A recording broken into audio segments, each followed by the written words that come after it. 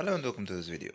Today I want to show you how I did repair my bike shell with some simple stuff you can find in any home.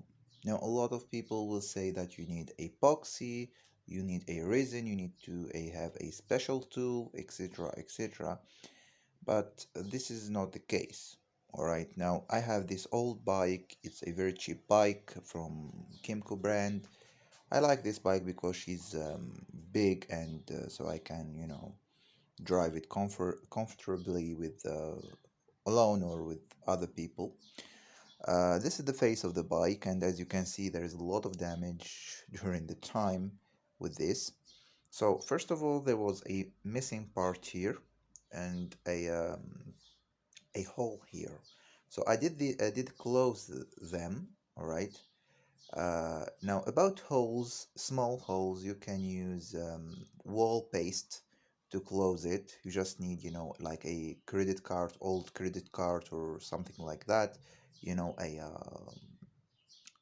a straight line and plastic, thin plastic, and just put some wall paste and, rub it like this to remove the excess, and it will give you a result like this. Now this is before a hole.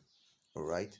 Now, if you have a broken part like this one, for example, here, or this one, for example, here, as you can see here, the windshield in this particular scooter is badly damaged. As you can see here, there is a crack here, here, and here, and you know, all this basically a bunch of cracks, right?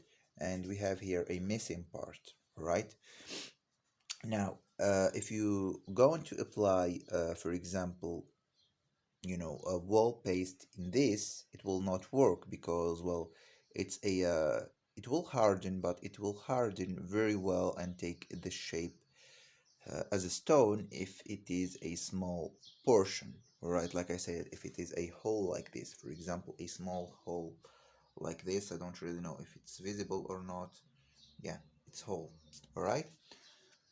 If it is a big part, a big piece, this basically will not work. So what we are going to use is, like I said, some simple stuff is super glue, any brand you want, and baking soda.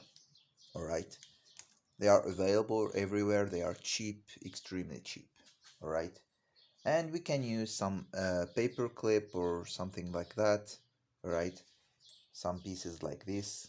They should be in metal, strong metal, and they should be strong metal and thin metal, right, in the same time. So, like I said, paper clip or some metallic wire or this, uh, to help us to make some strength to the shell that we are making.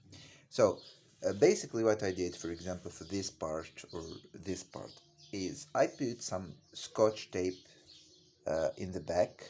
All right, you can use some transparent flexible material like this. For example, here I did use some scotch tape here. I put it in the back so it did take the form